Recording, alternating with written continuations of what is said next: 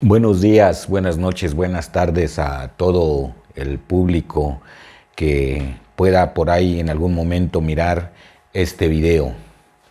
Y más que un video, se trata de hacer una reflexión en torno a lo que llamamos el Día Internacional de la Lengua Materna. Pero en virtud de que esa fecha fue decretada por la UNESCO en 1999, yo voy a tratar de hacer un esfuerzo por hacer una lectura histórica articulada en el movimiento indígena. Espero poder lograrlo y mucho agradeceré sus comentarios.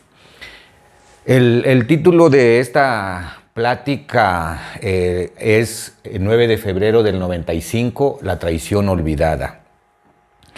¿Y por qué parto con esa reflexión, no? Por lo que sucedió el 9 de febrero de 1995 en estos diálogos entre el gobierno y el Ejército Zapatista de Liberación Nacional. Como ustedes pueden ver, se trata también de la 25ª conmemoración del Día Internacional de la Lengua Materna. En esta 25ª conmemoración, lo que a mí me interesa es cómo empezar a hacer un diálogo, pero un diálogo diferente, un diálogo que nos permita equidad de circunstancias, a lo que yo he llamado el diálogo por la dignidad. Sobre eso platicaremos. Hay una cosa que humanamente nos interesa a nosotros, ¿no? Como personas, como seres humanos, pero que lamentablemente hoy en día ya no estamos cuidándola mucho. ¿Y qué quiero decir con esto? Regularmente hacemos uso de las palabras, pero con muy poca conciencia. Y luego no nos acordamos de los compromisos que nosotros adquirimos cada vez que nosotros damos una palabra. En ese sentido, la UNESCO, la Asamblea General de la UNESCO, reconoce que el 40% de la población mundial no tiene acceso a la educación en la lengua que habla, ¿verdad? O bien la entienda. Y aquí la gran pregunta es, de esa fecha en que la UNESCO se da cuenta de este problema, entonces la situación, ¿cómo ha cambiado? ¿En qué ha cambiado? Y si lo pensamos a nivel mundial, pero si nosotros lo pensamos en nivel de lo particular, para el caso de México, para el caso de Chiapas, no sé si tendríamos algunas respuestas favorables que nos ayude a decir ese 40% que mencionó la UNESCO en 1999 haya disminuido. En virtud de que la UNESCO reconoce que existe ese 40% del total de la población mundial que no es enseñada en su lengua, define un objetivo específicamente con esta problemática que tiene que ver con celebrar estas formas de expresar el mundo en su multiplicidad, comprometerse con la preservación de la diversidad de las lenguas como patrimonio común y obrar para una educación de calidad en la lengua materna para todos. O sea, a mí me parece que si eso te plantea la UNESCO, o sea, realmente, ¿quién no querría que en primera instancia esté siendo educado en su lengua materna? Para el caso de México, me parece que estamos muy lejos todavía de lograr ese objetivo, ¿no?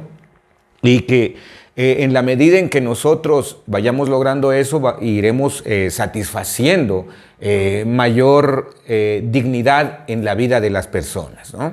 Aquí hay un asunto importante que quiero destacar. Nosotros reconocemos que en México, en 1994, el 1 de enero, se llevó a cabo un movimiento que muchos sabemos que fue la declaración de guerra del Ejército Zapatista de Liberación Nacional, y la declaración de guerra se lo hizo al gobierno.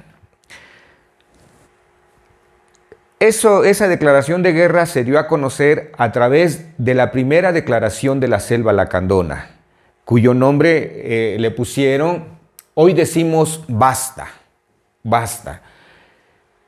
¿Basta de qué? Es la pregunta, ¿no? Pero antes de colocar esa reflexión, me gustaría destacar esto, ¿no? Que colocan 500 años de estar en luchas los pueblos indígenas. 500 años de estar en lucha, es decir, no es una cosa menor.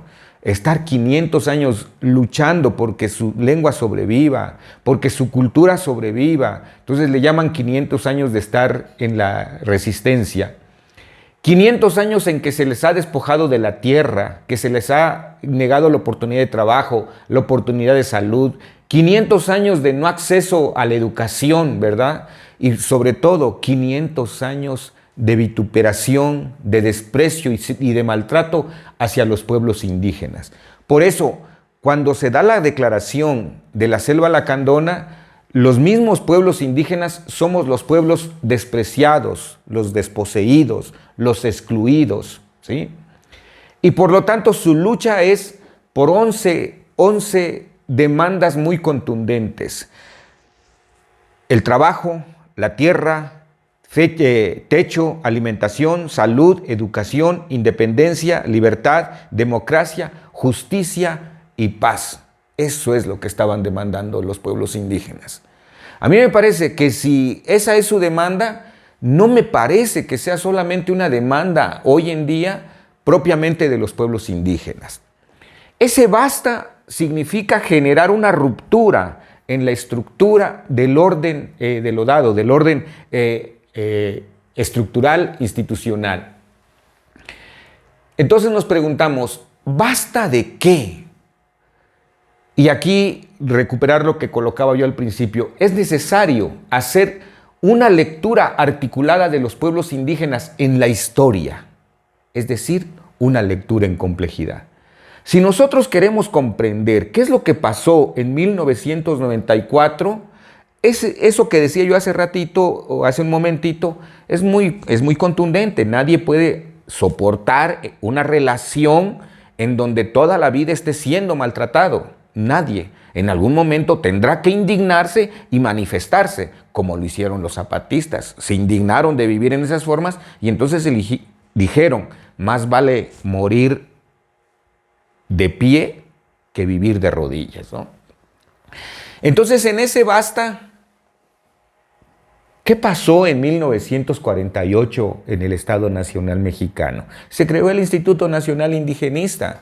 De ahí surgió toda una corriente que se llamó indigenismo, que tenía que ver cómo se implementaban una serie de políticas para castellanizar el país. La educación jugó un papel muy importante, porque todavía existía muy encarnizada la idea de que los pueblos indígenas eran la causa del atraso nacional y por lo tanto habría que castellanizarlos para salir de ese atraso. Insisto, la educación jugó un papel muy importante. Esa educación particularmente se pone en marcha en la década de los 60, los 70, ¿no? Que era pues bajo este principio de castellanizar. Otro aspecto importante es lo que pasa en 1974, aquí en San Cristóbal de las Casas, Chiapas, que es el lugar desde donde se está haciendo esta reflexión, esta palabra que se está compartiendo. En 1974, el Congreso Indígena establece una serie de demandas, 4 para ser preciso, ¿no? Que es el derecho a la salud, el derecho a la tierra, el derecho al libre comercio y el derecho a la educación. Fíjense cómo ya desde 1994 venían demandando ese derecho y todo pues conscientes de que si los pueblos indígenas se les otorga las garantías, que les respete sus diversidades, sus alteridades, en verdad entraremos en un estado de paz, de buena vida, y no se seguirán repitiendo esas relaciones asimétricas de rechazo, de desprecio hacia lo otro. En 1989, ¿qué pasa en 1989 acá en México? El Estado Nacional Mexicano suscribe el Convenio Internacional del Trabajo de la OIT. El convenio establece también ya garantías hacia los pueblos indígenas, define qué es un pueblo indígena, nos ayuda a comprender a que son pueblos que históricamente se les ha violentado de sus derechos y que por lo tanto los gobiernos, los estados-nación tienen la obligación de comprometerse con estos pueblos, ¿no? Y luego, ¿qué sucede en 1992 para el caso nacional, Estado Nacional Mexicano? Hay una reforma a determinados artículos constitucionales, entre ellos está el artículo segundo constitucional, que es cuando por vez primera México se reconoce como un país pluricultural y cuya característica se fundamenta principalmente en la presencia de los pueblos indígenas. Hasta ahí queda esa modificación a ese artículo, ¿no?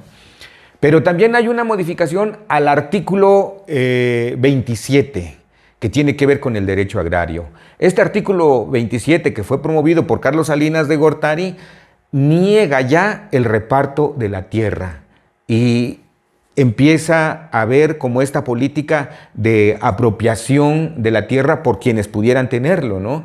De ahí pues que a partir de todo eso, todos estos hechos que van vulnerabilizando a las condiciones de vida de los pueblos indígenas, pues llega un hartazgo. Entonces dicen, pues, ¿cómo vamos a seguir viviendo de rodillas?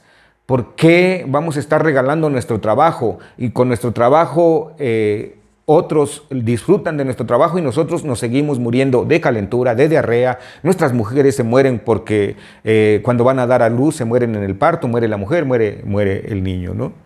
Entonces, en 1994 se declara la guerra, ¿sí? Y ya muchos sabemos qué es lo que pasó. El ejército mexicano va con todo contra el ejército zapatista. Hay muchos muertos, hay muchas historias al respecto de cómo eran muertos, asesinados los combatientes del EZLN, ¿no? Luego de días de bala, 12 días para ser preciso, empieza como un cese al fuego, se dicta el cese al fuego, es decir, el fin de las hostilidades, ¿no? El gobierno no reconocía que aquí en Chiapas había estallado ese movimiento, justo porque el 1 de enero de 1994 México entraba en funciones el Tratado de Libre Comercio. Y ya en algún otro momento hablaremos todo lo que implicaba eso del Tratado de Libre Comercio para los pueblos indígenas. Okay. Al haber un combate tan desigual, la sociedad civil aquí en Chiapas, pero sobre todo en México, jóvenes, maestros de la UNAM, estudiantes, en fin, se manifiestan en la Ciudad de México pidiendo el cese al fuego. Por eso es que Carlos Salinas de Gortari el 12 de enero dice, detengamos el fuego y empecemos a dialogar, ¿no? Él ofrece amnistía para todos los que habían participado en la guerra, pero que depusieran las armas. El EZLN dice, no vamos a deponer las armas, necesitamos dialogar. Aquí juega un papel importante don Samuel Ruiz García, que es el que empieza a mediar entre el gobierno y el EZLN, y con la participación de don Samuel Ruiz García se forma lo que conocemos como la CONAI, que es la Comisión Nacional de Intermediación, es la CONAI, ¿no? Y entonces el gobierno propone la creación de la COCOPA, que es la Comisión de Concordia y Pacificación, para que se empiecen los diálogos, ¿no? Los primeros diálogos empiezan en Catedral, en 1994, empiezan ahí a establecer cómo van a ser las condiciones para este diálogo. Hay muchas imágenes al respecto que uno puede rastrear y ahí se va destacando, ¿no? Entonces, aquí viene el corazón de esta plática. Estaban los diálogos, estableciendo las condiciones, cuando el gobierno de Zedillo en 1995 cita a la comandancia zapatista en Guadalupe, Tepeyac, para un diálogo. Llega toda la comandancia y el que iba a negociar con la comandancia era Esteban Moctezuma Barragán, que para entonces era el secretario de gobierno de Zedillo. Pero en lugar de que llegara Zedillo, llegó el ejército por tierra, de manera aérea, con la intencionalidad de capturar a toda la comandancia.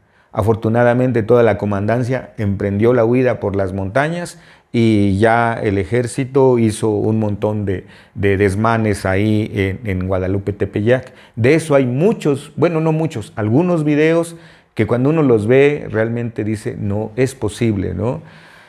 Por eso se le reconoce la traición de 1995. Pero eso realmente no queda ahí, porque luego en 1996 se firman los acuerdos de San Andrés. Los acuerdos de San Andrés están como demasiado incumplidos, ¿verdad? Porque la intención es que lo que se acordaba entre el gobierno y el ejército zapatista, se elevara a rango constitucional, ¿no? Y entonces nos damos cuenta, pues, de todo esto que empieza a suceder. Por eso reconocemos que en esta traición del 9 de febrero, que se han cumplido ya 26 años, entonces nos damos cuenta de muchas situaciones. La traición realmente sigue vigente. Porque el que no estén cumpliendo lo que se plantea en los acuerdos de San Andrés, realmente es otro tipo de traición. Voy a ir cerrando mi idea con esto último, ¿no? Los acuerdos de San Andrés, su contexto y su traducción. Los acuerdos de San Andrés es lo que se firma en el municipio de San Andrés Larrainzan entre el gobierno federal y el ejército zapatista. Se firma el 16 de febrero, significa que en la próxima semana, el viernes para ser preciso, estaremos cumpliendo los 28 años de la firma de los acuerdos de San Andrés. Y también hay que hacer algo. Esos acuerdos se firmaron en lengua castellana porque los mayores de los actores pues eran hablantes del español. Aquí hay una cosa importante que hay que destacar, que estos acuerdos de San Andrés no solamente fue firmado con el ejército zapatista, sino que fue firmado con todos los pueblos indígenas de México. Según los datos, es que participaron 49 pueblos indígenas, perdón, porque convocaron, el Ejército Zapatista de Liberación Nacional convocó a los hablantes de los otros pueblos, ¿no? Y vinieron, pero no los dejaron entrar. Por eso, en los diálogos de los acuerdos de San Andrés, se dialogaba una semana y 3 semanas iban a las comunidades a acordar entre los habitantes, entre los pueblos indígenas, si se aprobaba o no estaban de acuerdo lo que se estableciera, ¿no? Pero como ya decía, esos acuerdos se firman en español. Aquí es importante destacar que en el año 2003 el CELALI se encargó de hacer como una traducción de estos acuerdos de San Andrés a 10 lenguas indígenas. Ahí en la diapositiva vemos el caso de la lengua tzotzil. Entonces, ya en su momento, la próxima semana hablaré sobre específicamente lo que son los acuerdos de San Andrés, su contenido y cuál es la importancia. Si nosotros le tomamos importancia, eso no es solamente para los pueblos indígenas, es para toda la ciudadanía, porque lo que están promoviendo ahí es aprender a vivir en respeto los unos con los otros, es decir, reconocernos desde nuestras legítimas diferencias, ¿sí? Y hoy, para ir como cerrando esta charla, sabemos que estamos cumpliendo 30 años de este grito. Hoy decimos basta, ¿verdad? 30 años. Y el Ejército Zapatista tuvo su conmemoración, 30 años. Imagínense lo que cada uno de nosotros ha pasado con 30 años, ¿no? En ese entonces yo tenía menos, en el 94 tenía menos de 30 años, pues. Algunos de ustedes tal vez era chiquitío, ¿no? Chiquitía, ¿no? Entonces sí nos damos cuenta de el tiempo que ha transcurrido. Eso quiere decir que el EZLN, pues hay jóvenes hoy en día que nacieron con la idea del movimiento, ¿sí? Es decir, es claro que hay un recambio generacional en el EZLN y que este cambio regeneracional va a ser muy fuerte con lo que estén planteando los jóvenes, porque las necesidades de los jóvenes hoy son diferentes a las que se planteaban en 1994, aunque también decían los del EZLN en esta conmemoración, las demandas que presentaron en 1994 siguen siendo las mismas hoy en día. Eso es muy importante tenerlo en claro. También hay que reconocer que hay una lucha que no solamente es la del EZLN, es la lucha de los pueblos indígenas. Porque si se reconoce, como se dice en el artículo segundo constitucional, que México es un país pluricultural, realmente, compañeros, compañeras, amigos, de lo que se trata es que tengamos un pluralismo jurídico. Es que hay varias maneras de resolver conflictos. Que la educación sea así, tal cual, plural, que reconozca todo este pluralismo cultural y plurilingüe, pero no sabemos pues si el Estado está preparado para eso. Y por último, destacar en esta idea lo siguiente, que el EZLN no solamente ofreció posibilidades en el orden de lo político, sino que hoy en día el Ejército Zapatista es un espacio donde se están generando conocimientos importantes para pensar el mundo, pero lo están haciendo desde la alteridad, desde la lucha, desde el calor de la revolución. No es un conocimiento que se esté generando en las universidades, es un conocimiento que si nosotros ponemos atención en ello, nos abre muchas perspectivas. Por eso digo yo, este movimiento hoy es importante observarlo, analizarlo como una ruptura epistémica, lo que se puede hacer cuando el sujeto se atreve a tomar conciencia de sí mismo, ¿no?